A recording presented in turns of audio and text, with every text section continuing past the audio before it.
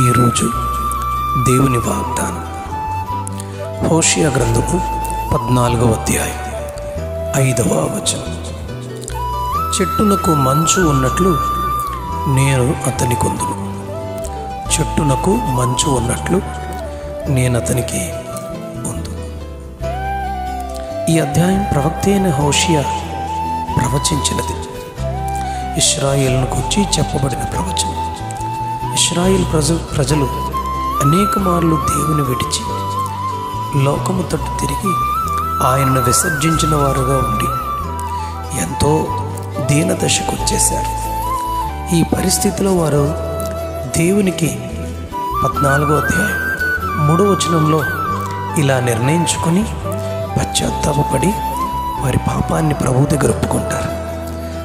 వారు అంటున్నారు, అశ్షూరీయుల చేత రక్షణ నందము, మేమికను గుర్రములను ఎక్కము, మీరే మాకు దేవుడని మేమిక మీదట మా చేతి పనితో చెప్పము అని పశ్చాత్తాపపడి మొదటి వచనంలో చెప్పినట్లుగా మాటలు సిద్ధపరచుకొని యెహోవా తట్టు తిరిగి ఆయనతో ఇలా చెబుతున్నారు, మా పాపములన్నిటినీ పరిహరించు దేవా అని దేవుని క్షమాపణ కోరుకుంటున్నారు.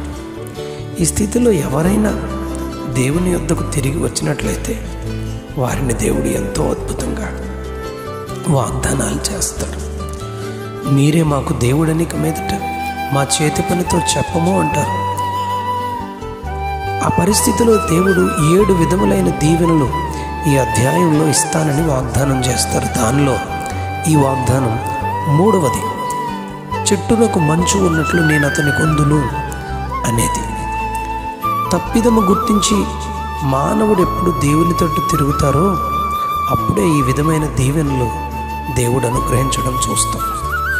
లూకా సువార్త 15వ అధ్యాయం 18 నుంచి 23 వచనాలు చూస్తే ఈ వచనాల్లో తండ్రి ఆస్తిని తీసుకుని దూరదేశానికి వెళ్ళి పాడు చేసి పాడైపోయిన చిన్న కుమారుడు బుద్ధి తెచ్చుకుని తండ్రి ఇంటికి మరలుతూ, తండ్రి ఇదిగో ఈ విధమైన స్థితికి దిగజారిపోయాను, నీ కుమారుడిని నేను అనిపించుకున్నటకు యోగ్యుడును కాను, నీ కూలివారిలో ఒకనిగా నన్ను చేసుకోమని క్షమాపణ కోరదామని తండ్రి ఇంటికి వస్తున్నప్పుడు ఆ తండ్రి కుమారుని చేర్చుకుని తాను పోగొట్టుకున్న స్థితిని మరలా తిరిగి ఇవ్వడం చూస్తాం.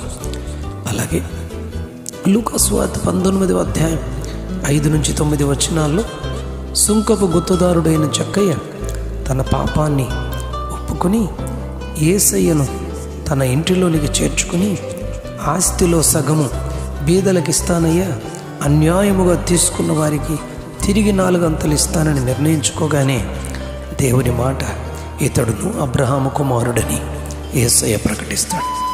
అలాగే కీర్తన 51వ అధ్యాయంలో రాజైన దావీదు తాను పాపము చేశానని గుర్తించి దేవుని గద్దింపు తర్వాత తన పరుపు తేలిపోవునంతగా పశ్చాత్తాపపడి దేవుని క్షమాపణను కోరిన వాడుగా ఈ అధ్యాయంలో కనిపిస్తాడు. 51వ అధ్యాయం 2, 4, 7 వచనాల్లో చూస్తే నీకు విరోధంగా నేను పాపము చేసి ఉన్నానని ఒప్పుకుంటాడు. క్షమింపబడిన దావీదును దేవుడు, దావీదు నా హృదయానుసారుడని ప్రభు క్షమించి సాక్ష్యమిస్తాడు. ఈరోజు నీ తప్పిదాన్ని పాపాన్ని దేవుని ఎదుట ఒప్పుకుని విడిచిపెట్టి సరిచేయబడినట్లయితే ఆయన నిన్ను కూడా చెట్టునకు మంచు ఉండినట్లుగా నీతో కూడా ఉండి నిన్ను బలపరిచి పరిశుద్ధపరిచి నిన్ను రక్షించి ఆశీర్వదించు దేవునిగా ప్రభు ఉన్నారు. ఈ ఆశీర్వాదం మనం పొందుకున్న ఆ విలువైన కృప మనము ఎదుగునట్లుగా, ఆ కృపను పొందుకున్నట్లుగా ప్రభు నిన్ను ఎదుగునట్లుగా చేయునుగాక.